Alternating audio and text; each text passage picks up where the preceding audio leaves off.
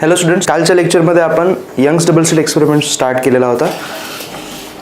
त्यामध्ये आपण what is slit width, what is bright maxima, bright fringe, dark fringe, distance between two bright fringes which is also called fringe width, ह्या सगळ्या गोष्टी पाहिल्या. Right, fringe width, angular fringe विड्थचा आपण formula पाहिला. How does the intensity change हेही पाहिलं है ना.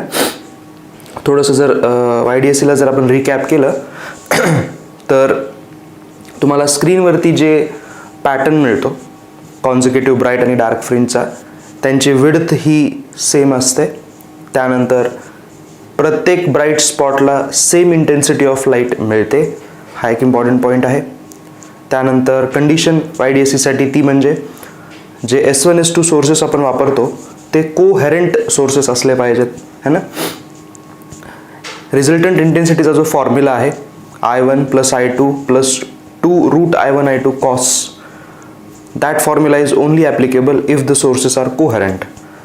जर नॉन कोहेरेंट सोर्सेस असतील तर सरळ सरळ तुम्ही इंटेन्सिटी ज्या आहेत त्या ॲड केल्या पाहिजेत. ओके, रिझल्टंटसाठी. ह्या सगळ्या बारीक बारीक गोष्टी होत्या ज्या आपण कालच्या लेक्चरमध्ये पाहिल्या. आज थोडंसं अजून त्याच्यावरचे काही प्रश्न असतील आपण ते पाहूयात. बघा, पहिला प्रश्न, in double slit experiment means YDSC, light of which color the fringe width will be minimum. fringe width चा फॉर्म्युला काय आहे? Lambda into capital D by small d. हे बघा, हे वेगवेगळे कलर्स आहेत म्हणजे fringe width is directly proportional to wavelength. जर वेवलेंथ कमी असेल तर फ्रिंज विड्थ पण कमी असेल.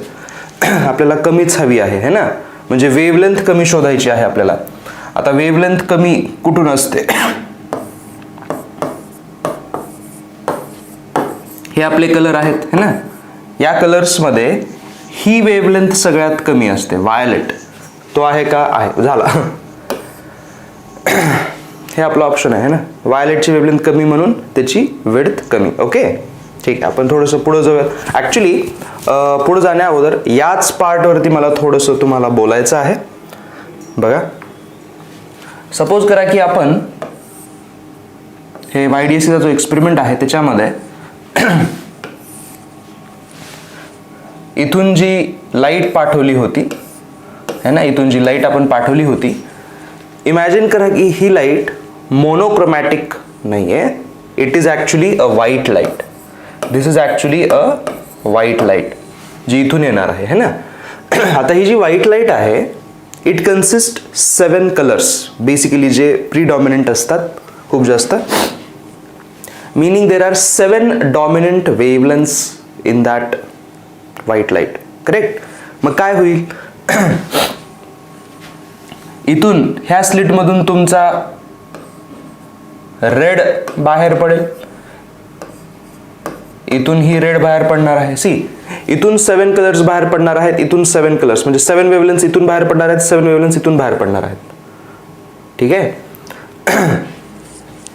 त्याच्यापैकी आपण फक्त अगोदर रेड बद्दल विचार करूयात. Just start think about red. काय होईल? इथून आलेला रेड आणि इथून आलेला रेड हे दोघं एकमेकांसोबत इंटरफिअर होऊन डार्क आणि ब्राईट स्पॉटचा पॅटर्न बनवतील. म्हणजे हा जो सेंट्रल ब्राईट आहे इथं, इथं तुम्हाला ब्राईट रेड दिसेल. करेक्ट. त्याच्या आसपास 2 डार्क दिसतील आणि पहिला ब्राईट आपण समजू की इथं दिसेल, फर्स्ट रेड. ठीक आहे, हे इथं दिसेल. राईट, इथं पण आपल्याला फर्स्ट रेड दिसेल. आपण ह्याला तसा कलर देऊन टाकू म्हणजे थोडंसं कळेल तुम्हाला है ना. हे ब्राईट रेड होता, इथं पण ब्राईट रेड होता आणि इथं पण ब्राईट रेड होता है ना. पण या विड्थमधून फक्त रेडच बाहेर पडतोय का? नाही. ऑरेंज, येलो पण बाहेर पडतोय. येलो बद्दल आपण बोलूयात है ना. इथून जेव्हा येलो बाहेर पडेल है ना, आता येलोचा कलर मी ह्याला असा देतो, ऑरेंज देतो मी म्हणजे तुम्हाला दिसेल पण हा कलर. हा ऑरेंज बाहेर पडणार आहे दोन्हीमधून ऑरेंज बाहेर पडणार आहे. काय होईल? हे दोघं परत एकमेकांमध्ये इंटरफिअर होतील, orange with respect to orange है ना. YDSC मध्ये ज्या दोन वेव्ह एकमेकांसोबत इंटरफिअर होतात, सुपरपोजिशन करतात, त्या सेम वेव्हलेंथच्या किंवा फ्रिक्वेन्सीच्या असल्या पाहिजेत. तसेच आपण इक्वेशन काय लिहिलेले आहेत. सो ऑरेंज आणि ऑरेंजचं होऊन जाईल. सो परत एकदा ह्या पॉइंटला सेंट्रल जो आहे इथं तुम्हाला ऑरेंज पण एकत्र येतील, म्हणजे रेड सोबत इथं ऑरेंज पण भेटेल तुम्हाला त्याच ठिकाणी, बरं का. पण आता पहिला जो ब्राईट स्पॉट आहे तो कुठं बनेल, तर आपल्या या इक्वेशनकडे या. Fringe width is lambda D by small D. तर तुम्ही हे तर बदलत नाहीये ना, ऑरेंज आणि रेड कलर असताना तिथं हे तर फिक्स आहे, पण वेवलेंथ बदलते. आणि आपल्याला माहिती आहे की ऑरेंजची वेवलेंथ रेडपेक्षा कमी आहे, रेडची सगळ्यात जास्त वेवलेंथ असते, म्हणजे त्याची फ्रिंज विड्थ पण लहान असली पाहिजे. इट ऑल्सो मीन्स की ऑरेंजचा जो पहिला ब्राईट बनणार आहे तो रेडपेक्षा अलीकड बनेल. हे बघा, हे असं, हे इथं फर्स्ट ऑफ ऑरेंज बनेल, इथं थोडंसं अलीकड. समजतं तुम्हाला.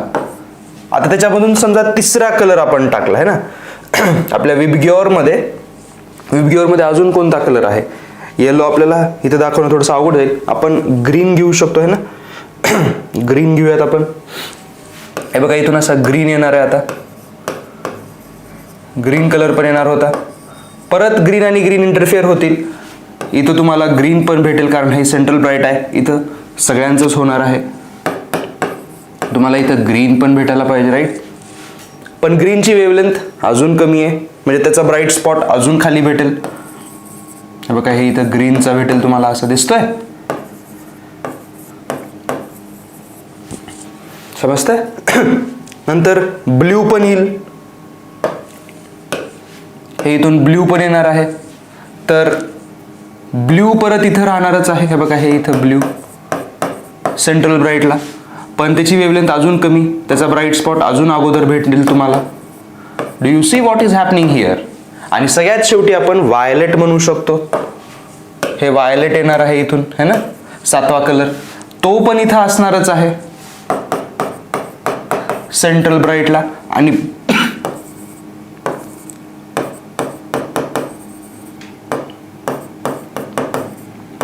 पहिलं ब्राईट असं.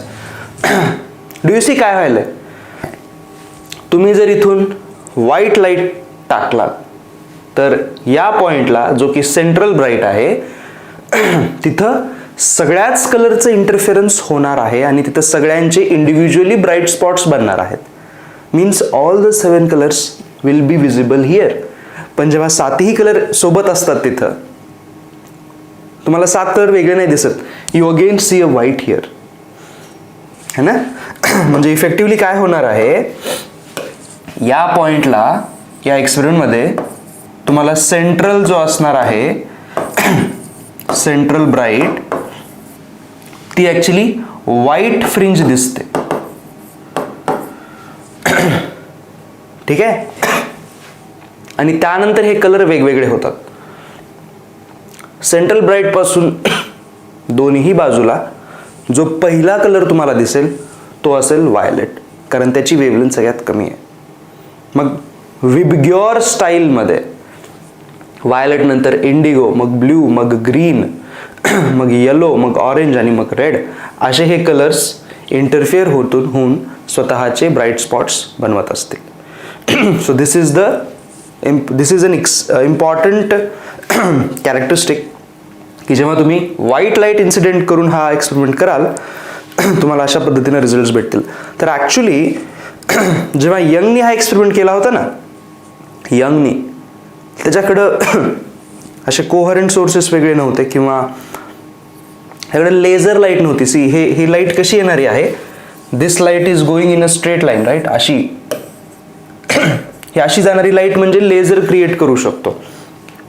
पण 1800s मध्ये लेझरचं इन्व्हेन्शन नव्हतं झालेलं, है ना.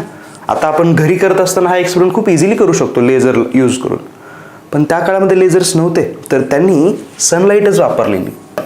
यंग्सनी सनलाईट वापरली होती आणि हा पॅटर्न त्याला दिसला होता. ॲक्च्युली विचार करा किती अवघड पॅटर्न आहे हा दिसण्यासाठी. आपण इथं हे खूप लांब लांब काढलेले आहेत कलर्स, पण in reality they are formed very close to each other. तर यावरून, या इंटरफेरन्स पॅटर्नवरून यंग कुड हायपोथेसाइज की व्हायलेट आणि रेडच्या वेवलेंथचा रेशो किती आहे. कारण हे आपल्याला फॉर्म्युला माहिती ना. तर मी व्हायलेटसाठी जर फ्रिंज विड्थ काढली आणि रेडसाठी जर फ्रिंज विड्थ काढली तर हे दोघं कॅन्सल होऊ शकतात आणि मला यांचा रेशो भेटू शकतो. त्यांनी असं करून व्हायलेट आणि रेडचा ॲक्च्युली रेशो काढला होता. खूप ॲक्युरेट तो रेशो काढला होता त्यांच्या वेवलेंथचा. He did not know about the actual wavelengths of red and violet, but he knew about the ratio from this experiment. तर त्याच्या त्या पेपरमध्ये हे पूर्ण काही लिहिलेलं आहे ॲक्च्युली, बरं का. हे खूप इंटरेस्टिंग गोष्ट आहे की इन दोज टाइम्स त्यांनी इतके बारीक बारीक जवळजवळ असणाऱ्या वेवलेंथ्स त्या स्पॉट्सवरून W काढले आणि त्यांच्या रेशोवरून वेवलेंथ डिस्क्राईब केलं. That's really amazing. Okay, so हे लक्षात ठेवा की Wien you use a white light for YDSC, central point is always white आणि देन मग बाकी कलर्सचे इंटरफेरन्स चालत असतो. ओके, याच्यावरतीच बेस्ट मला अजून एक प्रश्न तुम्हाला करून द्यायचा आहे. बघा, परत आपण YDSCच करतोय, ठीक आहे. YDSCच करतोय असं, ठीक आहे. सपोज करा की आपल्याकडे जी वेवलेंथ आहे, let's imagine that the wavelength I have is may be 400 nanometre, ठीक आहे. 400 नॅनोमीटर. तर फ्रिंज विड्थ काय असते, लॅम्डा इंटू d/d, राईट. तर आता मी काय करतोय, हे 400 नॅनोमीटर लिहिल्यानंतर हा जो d/d आहे ना, ह्याला असं लिहितोय. तर हे 4 इंटू हा जो एवढा पार्ट राहतोय, ह्याला एक काहीतरी आपण कॉन्स्टंट लिहून देऊ. Let us call it P, 4P. म्हणजे माझी फ्रिंज विड्थ येणार आहे 4P. म्हणजे ह्या सेंट्रल ब्राईट पासून जो पहिला ब्राईट बनेल त्याचा अंतर असेल 4P. दुसरा जो असेल त्याचा अंतर बनेल 8P. समजतंय? ह्याचा आपल्याला वापर होणार आहे म्हणून आपण हे करतोय, ठीक आहे. सध्या मी हे इरेज करून टाकतो, सॉरी. ओके, तर एक्सपेरिमेंट कसं आहे बघा. हे आपण इथून मोनोक्रोमॅटिक लाईट टाकली ज्याची वेवलेंथ एवढी आहे. हे डिस्टन्स कॅपिटल D आहे आणि हे डिस्टन्स स्मॉल d आहे. तर आपण काय करतोय, वायचा फॉर्म्युला आपण पाहिला होता. म्हणजे सेंट्रल ब्राईट पासून किती अंतरावरती ब्राईट स्पॉट्स बनतात, राईट. तर आपण काय करतोय, पहिल्या लाईटसाठी, म्हणजे ही 400 नॅनोमीटर वाली जी वेवलेंथ आहे, या वेवलेंथसाठी हा एक्सपेरिमेंट केल्यानंतर आपण फर्स्ट ब्राईट, त्यानंतर सेकंड ब्राईट, त्यानंतर थर्ड, मग फोर्थ, मग फिफ्थ, मग सिक्स्थ, मग सेवन्थ, असं ब्राईट स्पॉट्सची व्हॅल्यू ही लिहित जातोय मी, ठीक आहे. बघूयात आपण. एक इंटरेस्टिंग गोष्ट याच्यातून कळणार आहे आपल्याला. तर पहिला ब्राईट कुठं बनला असता, वायची व्हॅल्यू काय असते, लॅम्डा d/d पहिल्यासाठी, राईट. म्हणजे हीच आहे ना ती 4P येणार. So y is equal to 4P. हे आपण y काढायला, y इक्वल टू 4P ला पहिला ब्राईट स्पॉट बनेल 400 नॅनोमीटर साठी. दुसरा कितीवर बनेल मग 8P वर. तिसरा बनेल 12P. चौथा बनेल 16P. हे 20P, हे 24P, 28P आणि हे 32P. समजते ना कसं करतोय आपण. ह्या नंबरनं फक्त 4P ला मल्टिप्लाय करतोय. कारण वायचा फॉर्म्युला आठवतोय काय होता, n लॅम्डा d/d असा होता, राईट. ह्याचा वापर करतोय मी, अजून काही नाही. आता इमॅजिन करा की हा जो सोर्स इथं आपण टाकलाय, या सोर्स मध्ये फक्त हा सिंगल कलर नसून अजून एक कलर होता 700 नॅनोमीटरचा. आपण म्हणजे ड्युअल कलरची ती लाईट आहे, मिक्स आहेत दोन्ही कलर. मग काय होईल, इथला 400 आणि इथला 400 दोघं इंटरफिअर होऊन हा पॅटर्न बनवतील. मग दोन्ही 700 मिळून परत एकदा पॅटर्न बनवतील, राईट. मग 700 नॅनोमीटरचे ब्राईट स्पॉट्स कुठं बनतील हे मी काढू शकतो, correct. For 700 nanometre I can tell you की where the bright spots will occur. Same असंच करणार आपण, सेम असंच करणार. फर्स्ट ब्राईट स्पॉटसाठी इथं N1 लिहिणार, पण इथं लेमडाच्या जागी आता 400 न लिहिता 700 आपण लिहिणार. म्हणून जे पहिला स्पॉट बनेल ना, पहिला जो स्पॉट बनेल, पहिला स्पॉट Y1 तो कितीवर बनेल हो बघा बरं. N ची व्हॅल्यू 1, हा 700च्या जागी मी 7 लिहितोय आणि हे 00 नॅनोमीटर आणि D/D ला आपण P लिहिलं होतं, आठवत आहे. 7P वरती पहिला ब्राईट स्पॉट बनेल. Let me again remind you, P stands for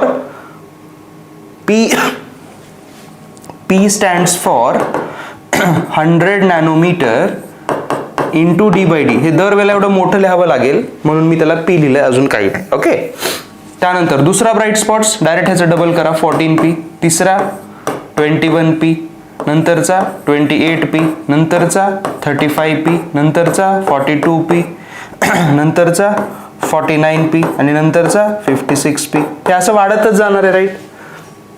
पण माझं काम झालेलं आहे. मला जो तुम्हाला पॉईंट समजावून सांगायचा होता तो इथं आलेला आहे. काय बघा, हे जे वाय डिस्टन्सेस आहेत ते इथून आहेत ना, इथून आहेत है ना. ह्या सगळ्यांमध्ये चेक करा, एका व्हॅल्यूला हा वाय दोन्ही कलरसाठी सेम आहे. कोणता बघा बरं. हे बघा, इथला हा 28P वाला आणि इथला 28P. म्हणजे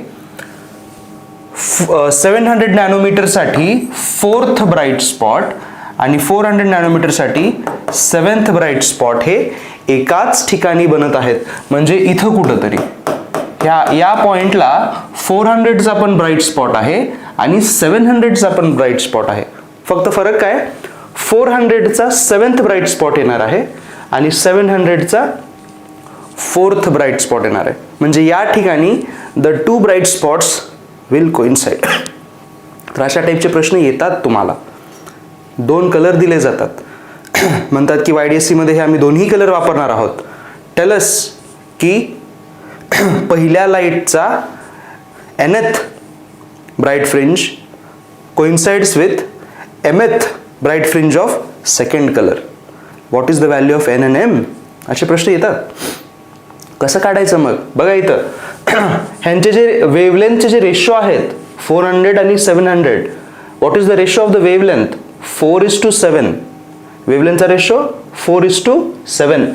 तर कितवा ब्राईट स्पॉट ह्याचा मिक्स झालेला आहे, ह्याचा 7 झालेला आहे, त्याचा 4 झालेला आहे. उलटे झालेले आहेत बघा. ज्याची वेवलेंथ 400 होती त्याचा 7th होतोय आणि ज्याची वेवलेंथ 700 होती त्याचा 4th ब्राईट स्पॉट आहे. म्हणजे या पूर्ण हे जे काही गणित आपण केलेलं आहे याच्यामध्ये आपण असं सांगू शकतो, मी इथे हे कट करतो, let me cut this here. Okay. बघा आता कसं लिहून देणार आहे मी तुम्हाला. ह्याचा mth जर कोइन्साइड होत असेल विथ nth ऑफ λ2, λ1 लाईटचा mth ब्राईट स्पॉट कोइन्साइड झाला λ2 लाईटच्या nth सोबत, then λ1 by λ2 this wavelength by this wavelength उलटा रेशो करायचा, n by m करायचा. बघा बरं, 400 by 700, 4 by 7 4 by 7 4 by 7 आणि इकडं ह्याची वेवलेंथ घेतली आपण 4 by 7. Yes, correct. रेशो उलटा करून टाका तुम्ही. म्हणजे λ1 वेवलेंथ साठी mth होता, λ2 वेवलेंथ साठी nth होता. हे दोघं कोइन्साइड करत होते. समजतंय. तर अशा पद्धतीचे पण प्रश्न बनवू शकतात की कितवा ब्राईट स्पॉट दुसऱ्याच्या कितव्या सोबत कोइन्साइड होईल. ओके. पुढे जाऊयात आपण. in YDSC experiment the angular width is 1 degree. Okay. The wavelength of light used is 6000 angstrom. The spacing between the slits is, म्हणजे स्मॉल d विचारलेला आहे त्यांनी. आता बघा अँग्युलर विड्थ दिलेली आहे आपल्याला. काल फ्रिंज विड्थचा फॉर्म्युला मी दिला होता, lambda into capital D by small D, आणि अँग्युलर विड्थ बद्दल असं सांगितलं होतं that angular width is nothing but the fringe width divide by screen distance W by capital D. W by capital D is nothing but wavelength by small d. ही तुमची angular width असली पाहिजे, lambda bye small D. Angular width त्यांनी दिलेली आहे 1 degree है ना, हे 1 degree झाली अँग्युलर विड्थ. पण again degree is not a SI unit, ह्याला कन्वर्ट करावं लागेल. बघा कसं कन्वर्ट करायचं. 2 पाय रेडियन म्हणजे असतो 360 डिग्री. मग आपल्याला 1 डिग्री म्हणजे किती हे x लिहूयात. तर x ची व्हॅल्यू होईल 2 पाय बाय 360 रेडियन. ठीक आहे. तर 1 डिग्रीच्या जागी आपण काय लिहिणार इथं लिहिणार आपण 2 pi divide by 360 is equal to wavelength आहे 6000 अँगस्ट्रम, ही झाली 6000 into 10⁻⁻10 divide by small d. ह्याच्यावरून आपण स्मॉल डी काढू शकतात तुम्ही है ना. You can calculate it. हे कॅल्क्युलेशन मी करत बसणार नाही, it is time consuming for me, but you can calculate this. Okay. तर इथं 2 गोष्टी महत्त्वाच्या, एक म्हणजे हे कन्व्हर्जन करणं, डिग्रीला रेडियनमध्ये करणं, आणि दुसरं अँग्युलर विड्थचा यूज करणं. ओके. आता थोडं एक वेगळ्या कॉन्सेप्टकडे जाऊयात YDSC मध्येच. काय आहे बघा. इट इज कॉल्ड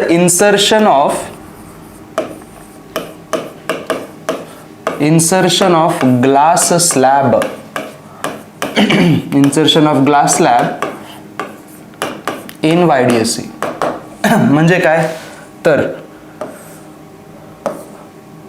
हा आपला YDSC एक्सपेरिमेंट आहे. ठीक आहे. असा ही स्लिट S1 आहे समजा, ही स्लिट S2 आहे. तर ह्याच्यामुळे काय बनतं आपल्याला माहिती आहे, हा जो इथला पॉइंट असतो इथं सेंट्रल ब्राइट बनत असतो एक्झॅक्टली मिड पॉइंटला है ना. हे कालचा आपला रिझल्ट होता. आता आपण काय करणार आहोत, we are going to insert a glass slab in front of one of the slits. हे बघा ही जी स्लिट आहे ना, ह्याच्या समोर आपण असं एक ग्लास स्लॅब इन्सर्ट करणार आहोत, ज्याची थिकनेस T असेल आणि रिफ्रॅक्टिव्ह इंडेक्स म्यू असेल. म्हणजे तुम्ही इथला मीडियम बदलताय, इथला मीडियम अजून पण एअर आहे है ना. इथला मीडियम तुम्ही आता म्यू करताय T थिकनेस साठी. ह्याच्यामुळे काय होतं, इथून येणारी वेव्ह जी आहे ह्याच्यामधून जाते, रिफ्रॅक्ट होते, ती बेंडिंग वगैरे ते असू द्या. इम्पॉर्टंट काय की इथं आल्यानंतर रिफ्रॅक्शन मध्ये वेवलेंथ चेंज होते.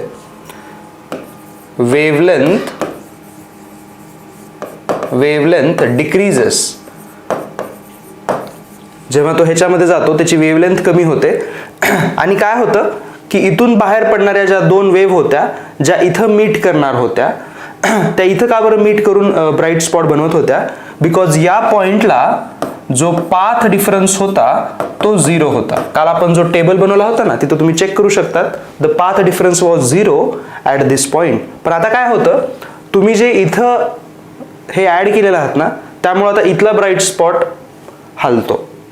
देर is a shift in the central bright. Actually central ब्राइटच नाही, पूर्णच्या पूर्ण पॅटर्न जो आहे ना तो शिफ्ट होतो. So when you insert a glass slab, the pattern shifts. आणि शिफ्टिंग कोणत्या डायरेक्शन मध्ये होतं, तर तुम्ही ज्या स्लिटच्या समोर स्लॅब टाकलेली आहे ना त्या डायरेक्शन मध्ये, म्हणजे या केसमध्ये हा जो पॅटर्न आहे इथं असा बनलेला, तो असा वर शिफ्ट होतो. म्हणजे सेंट्रल ब्राइट जी आहे ना ती वर शिफ्ट होते. shifting occurs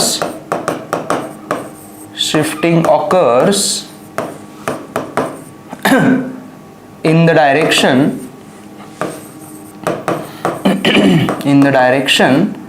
where slab is inserted.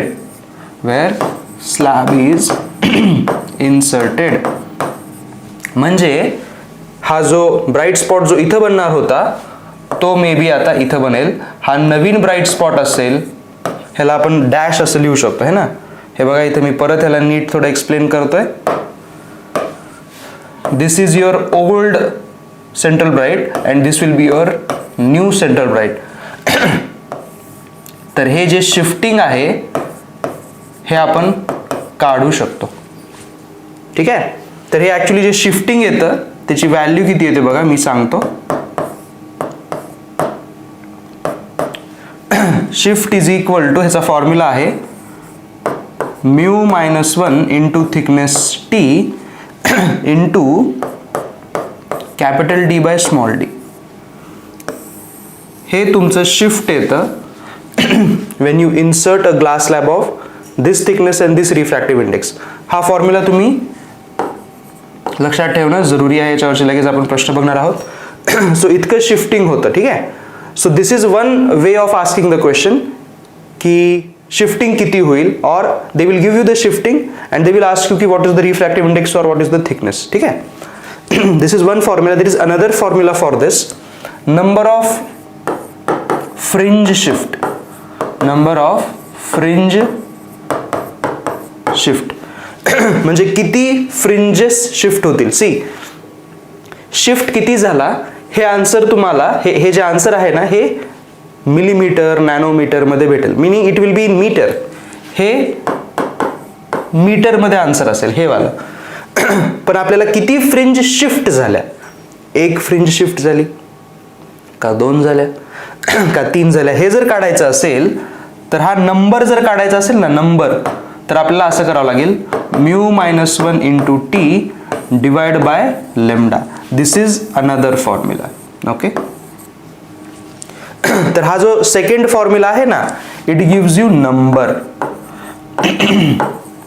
हा आहे नंबर आणि हा आहे किती लेंथ मध्ये शिफ्टिंग होईल ते इथं आहे, आणि हे आहे किती नंबर ऑफ फ्रिंजेस शिफ्ट होतील. दोन्ही आपण याचे प्रश्न बघून घेऊ. बघा बघा, thin mica sheet of thickness म्हणजे हे झालं टी, रिफ्रॅक्टिव्ह इंडेक्स दिलेला आहे, is introduce in the path of the light from upper slit. The wavelength of the wave used is 5000 angstrom. The central bright maximum will shift. बघा आता कितीनं shift होईल असं म्हटलेलं आहे, आणि ऑप्शन्स कसे आहेत, 2 फ्रिंजेस, 10 फ्रिंजेस, म्हणजे नंबर ऑफ फ्रिंज विचारतायत. नंबर ऑफ फ्रिंज बरं का, नंबर ऑफ फ्रिंज. आणि कुठं अपवर्ड आणि डाऊनवर्ड, तर कुठं होणार आहे, तुम्ही अपर स्लिटला टाकलं ना तर अपवर्डच व्हायला पाहिजे, म्हणजे आयदर हे किंवा हे, डाऊनवर्ड आला नाही येणार. ठीक आहे. नन ऑफ दिस पण असू शकतं. बघूयात आपण. तर नंबर ऑफ फ्रिंज विचारलेले आहेत. Number of fringe, number of fringe साठी बघा हा फॉर्म्युला आहे mu minus 1 into T by lambda. Mu minus 1 into T divide by lambda. Mu किती दिलाय बघा 1.5, मायनस 1 इंटू थिकनेस किती आहे 2 into 10⁻⁻⁶ divide by wavelength. Wavelength is 5000 angstrom, that is 10⁻⁻10. किती झालं हे बघा, हे दोन्ही मिळून 10⁻⁻7 होतील. मग हे कॅन्सल होऊन इथं वर 10 शिल्लक राहील. हे किती होईल 0.5, 0.5 इंटू 2, 0.5 इंटू 2 किती आलं 1, 1 इंटू 10, 10, म्हणजे 10 फ्रिंजेस अपवर्ड झालं. एवढं इझी क्वेश्चन्स आहेत हे ना. पुढचा बघूयात. YDS experiment, the aperture screen distance is 2 metre, म्हणजे कॅपिटल डी 2 मीटर आहे बरं का. Fringe width is 1 mm, W जो आहे तो 1 mm आहे. Light of 600 nanometre is used, wavelength is 600 nanometre. A thin plate of glass 1.5, mu ची value परत 1.5 आहे, आणि थिकनेस किती आहे 0.06 nanometre. Okay. Is placed over one of the slits, then there will be a lateral displacement of fringes by, lateral displacement, आणि बघा option centimetre मध्ये आहेत, म्हणजे कितीनं डिस्प्लेसमेंट झालं हे विचारतायत. सो फॉर दॅट आपल्याला तो शिफ्टचा फॉर्म्युला वापरावा लागेल. शिफ्टचा फॉर्म्युला काय होता, शिफ्टचा फॉर्म्युला काय होता, mu minus 1 into T multiplied by, हे नाहीये divide, multiplied by capital D by small D. हाच होता का बघा एकदा. Mu minus 1 into T into capital D by small D, right? Okay, पण आपल्याला त्यांनी कॅपिटल डी आणि स्मॉल डी, हा कॅपिटल डी दिलेला आहे, स्मॉल डी दिलेला नाही आहे त्यांनी आपल्याला. वेवलेंथ दिलेली आहे, त्याचा आपल्याला यूज कसं करता येईल बघा. मी इथं करतोय. फ्रिंज विड्थ जी असते, फ्रिंज विड्थ ती अशी असते, राईट? ही अशी असते. मग आपल्याला फ्रिंज विड्थ दिलेली आहे आणि लेमडा दिलेला आहे, त्यावरून आपण डी बाय डी काढू शकतो ना. बघा, fringe width by lambda is capital D by small D, correct? आपल्याला capital D by small D इथं हवा आहे ना, त्याला मी रिप्लेस करू शकतो. मग कॅपिटल डी बाय स्मॉल डीला डब्ल्यू बाय लेमडा करू शकतो मी. That's it. आता तुम्ही ट्राय करा, हा प्रश्न आहे ना. सो म्यू आहे 1.5 मायनस 1 म्हणजे हा 0.5 राहिला इंटू टी किती आहे 0.06 नॅनोमीटर. हे 0.06 लिहा, नॅनोमीटरला तसंच ठेवा. डब्ल्यू किती आहे 1 मिलीमीटर 10⁻³ आणि वेवलेंथ किती आहे 600 नॅनोमीटर. हे नॅनोमीटर कॅन्सल होऊन जाईल है ना. आता बघा काय शिल्लक राहिलेलं आहे 0.06. हे 0.5 ला बाजूला ठेवू आपण. ह्याला किती लिहिता येईल आपल्याला, ह्याला किती लिहिता येईल. I can write 6 into 10⁻² into 10⁻³ divide by खाली आहे तुमचं 600 which is 6 into 10⁻². हे 6 कॅन्सल झालं है ना. हे 0.5 राहिलं, फक्त 0.5 राहिलेलं आहे. थांबा, आय थिंक मी कुठेतरी मिस्टेक केलेली आहे. थिकनेस इथं नॅनोमीटरची नव्हती, मिलीमीटर होती. आय थिंक मी तिथं मिस्टेक केलेली आहे. बघा, तुमच्या लक्षात आली असेल, हे मिलीमीटर आहे, त्यामुळेच माझा आन्सर चुकत आहे. Thickness is in millimetre. I am really sorry. आपण ह्याला चेंज करूयात. बघा इथं चेंज करूयात आपण. व्हॅल्यू इथून चुकलेलं आहे आपलं है ना. येस, त्यामुळेच आपला आन्सर येत नव्हतं. Okay, now let us try it again. हां, थिकनेस इज 0.06 मिलीमीटर है ना. 0.06 मिली म्हणजे 10⁻³ त्यानंतर डब्ल्यू आहे 1 मिलीमीटर विच इज 10⁻³ आणि वेवलेंथ किती आहे लेमडा आहे 600 नॅनो. हे 10⁻⁹ आहे ना. मग आता बघा, हे -3 -6 आणि हे आलं -3. मग ह्या -3 इंटू 600 जर केलं तर किती होईल, हे 0.6 राहील, बरोबर. नाव 0.06 डिवाइड बाय 0.6 जर केलात तर हे 0.1 शिल्लक राहील, करेक्ट. म्हणजे हे आन्सर आहे 5 into 10⁻² metre, that is 5 centimetre झालं. हे तुमचा आन्सर येऊन जाईल, करेक्ट. अजून एक आहे मे बी प्रश्न, बघूयात. करेक्ट. YDSL मध्ये वेवलेंथ 5000 अँगस्ट्रॉम आहे. अ फिल्म ऑफ थिकनेस, हे थिकनेस आहे one of the slit. The fringe pattern shifted by equal to 20 fringe width. बघा 20 फ्रिंज विड्थ म्हणजे जो नंबर आहे किती फ्रिंजेस शिफ्ट झाल्या तर तो आहे 20. Now 20 is equal to mu -1 into T divide by lambda करावं लागेल. म्यू आपल्याला काढायचा आहे तर I can write that mu -1 is equal to 20 lambda by the thickness. So 20 लिहिलं आपण इथं. बघा इथे लिहितोय मी. वेवलेंथ आहे 5000 अँगस्ट्रॉम म्हणजे 10⁻⁻10 आणि थिकनेस किती आहे, थिकनेस इथं आहे 2.5 10⁻³ सेंटीमीटर. सेंटीमीटर साठी बघा हे -3 ऑलरेडी आहे, सेंटीचं -2 म्हणजे हे -5 होऊन जाईल. So if we divide these two 10⁻⁵ शिल्लक राहील. मग हे 2.5 जेव्हा याच्यासोबत डिवाइड होईल 5 म्हणजे 2000 शिल्लक राहील. बघा 2000. आता पॉवर्स कसे शिल्लक राहतील बघा, हे 1 आणि इथले हे 4 0 आणि याच्यासोबत कॅन्सल होऊन -1 शिल्लक राहील. सो 0.2 राहील. बघा सॉरी इकडे लिहितोय मी. म्यू -1 इज 2 इंटू 10⁻⁻1 आहे तिकडं, विच इज 0.2. म्यूची व्हॅल्यू आली 1.2. 1.2 एक्झॅक्ट आन्सर पाहिजे इथं. हे आन्सर असेल बघा. थांबा. Sorry. I made a mistake. काय मिस्टेक केली मी? चेक करू शकता तुम्ही इथं. बघा इथं 2 आणि इथला 2 राहिलाय. हे 4 इंटू 10⁻⁻1 म्हणजे 0.4 आहे हे, म्हणजे हे 1.4 होईल, which is the option we have here. Okay, तर अशी मिस्टेक करू शकता तुम्ही पण, है ना. Be careful. ठीक आहे. आता आपण लास्ट कॉन्सेप्टकडे जात आहोत. ठीक आहे, लास्ट कॉन्सेप्टकडे जात आहोत. कॉन्सेप्ट कशी आहे बघा. इंटरफेरन्स, याचा डायरेक्ट फॉर्म्युला देणार आहे मी तुम्हाला. Interference due to thin film, है ना. Interference due to thin film. तुम्ही जर असे छोटे छोटे सोप बबल जर क्रिएट केले असतील ना, एक छोटासा एक टॉय असतो बघा, सोप सोल्युशन असते एका बॉटलमध्ये आणि एक प्लास्टिकची काडी असते जी तुम्ही त्यामध्ये डिप करू शकतात. त्या काडीला मागे एक सर्क्युलर हुप असतो, त्याच्यामध्ये ते सोप सोल्युशन येतं.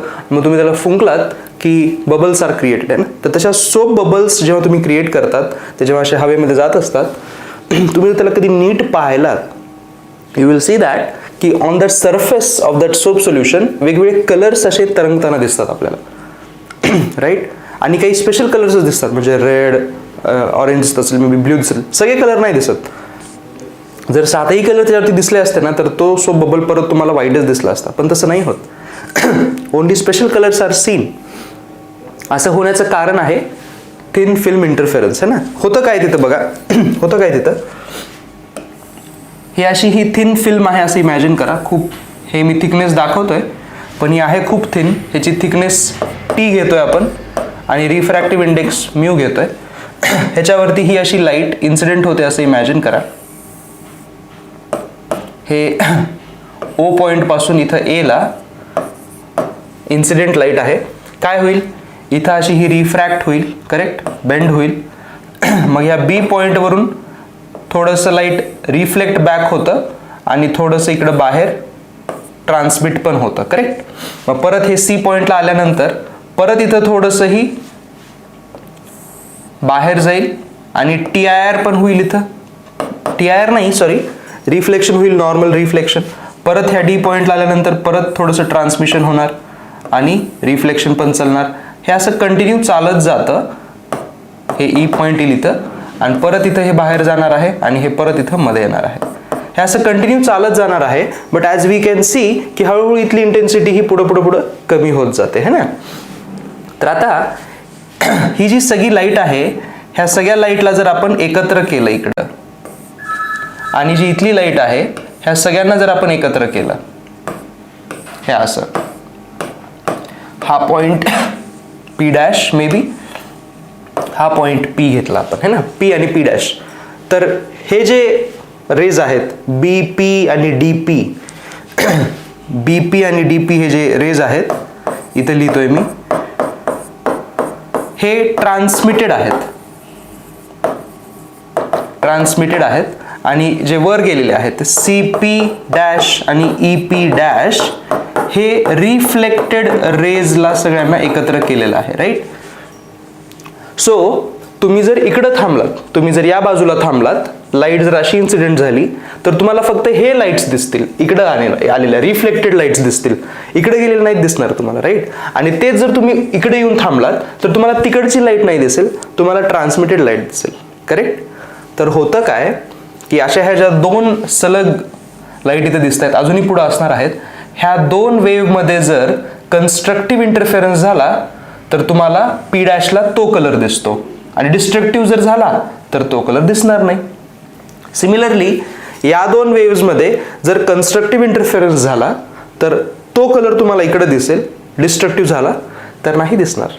त्यामुळं काय होतं, त्या सोप बबलचं मी तुम्हाला एक्झाम्पल म्हटलं, त्यावरती फक्त ते कलर तुम्हाला दिसत होते जे कन्स्ट्रक्टिव्हली इंटरफेअर झाले, जे डिस्ट्रक्टिव्हली झाले ते आपल्याला दिसत नाहीत. 1 मिनिट.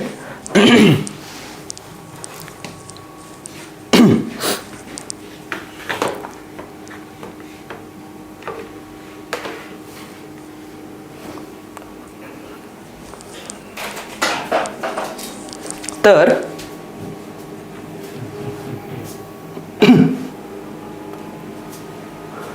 ओके ओके, तर आपल्याला फॉर्म्युला द्यायचा आहे की ट्रान्समिशनमध्ये कोणती लाईट दिसते आणि रिफ्लेक्शनमध्ये कोणती लाईट दिसते. फक्त याचा आपल्याला फॉर्म्युला द्यायचा आहे and we will see for the next part. ठीक आहे, त्याचे आपण प्रॉब्लेम्स पाहणार आहोत. तर याचा फॉर्म्युला कसा आहे बघा. ट्रान्समिटेड साईडला ट्रान्समिटेड आणि रिफ्लेक्टेड असे दोन जर मी शेजारी जर लिहिले तर कन्स्ट्रक्टिव्ह इंटरफेरन्स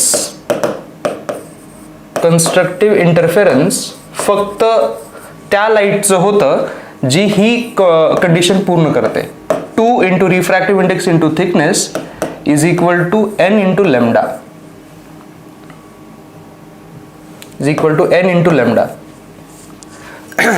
ज्या कलरची वेव्हलेंथ म्हणजे लॅम्डा ही कंडिशन पूर्ण करेल ती ट्रान्समिटेड साईडला दिसेल, कारण कन्स्ट्रक्टिव्ह होणार आहे है ना. कन्स्ट्रक्टिव्ह म्हणजे एकमेकाला सपोर्ट करणं.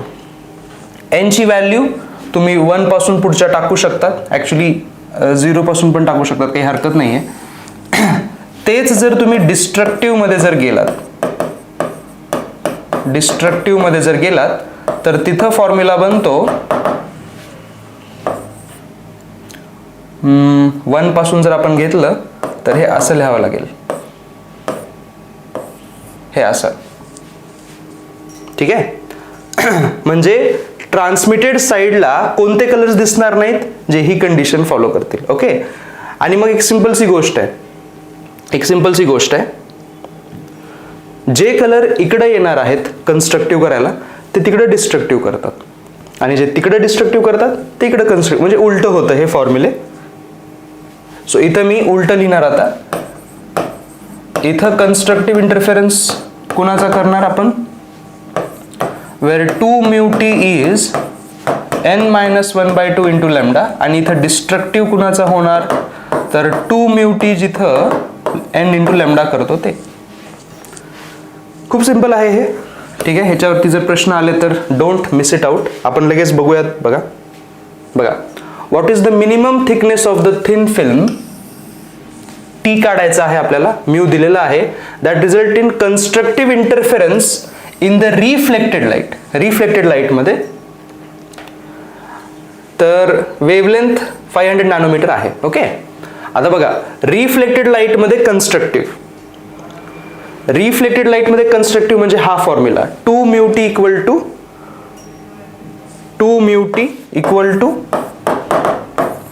n-1/2 into lambda.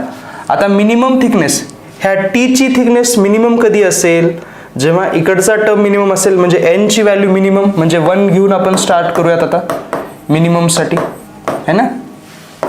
So 2 into mu into T is equal to 1-1/2 is 1/2 into lambda है ना. आपल्याला टी काढायचा आहे. T is equal to lambda divide by 4 mu. Lambda किती आहे 500 nanometre divide by 4 into mu. 1.2 into 4 is 4.8. हे किती होईल, हे 100 पेक्षा थोडंसं जास्त माझ्या मते हे आन्सर येतं काय की बघा. ठीक आहे, अशा पद्धतीने हे इथं इझी प्रश्न आहेत. अजून एक प्रश्न आहे, what is the minimum thickness of soap film. परत टी काढायचा आहे. needed for constructive interference in reflected light if light incident is 750.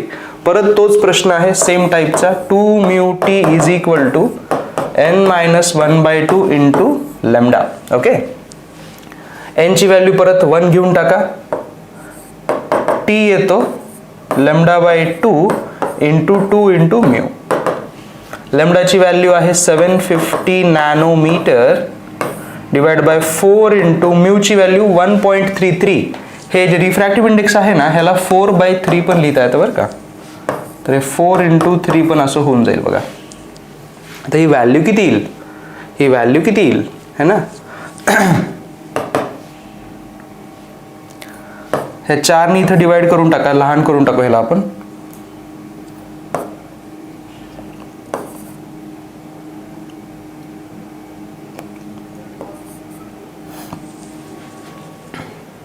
$187 आसपास जायला हे. Let me do it in the calculator. हे ना आपण टाइम का बरं वेस्ट करतोय, राईट. तुम्ही चेक करून बघा नंतर करेक्ट झालेला आहे का answer. Okay, 750 into 3 divide by 16, 140च्या आसपास आन्सर आहे बघा. हे आन्सर आहे बघा. ठीक आहे.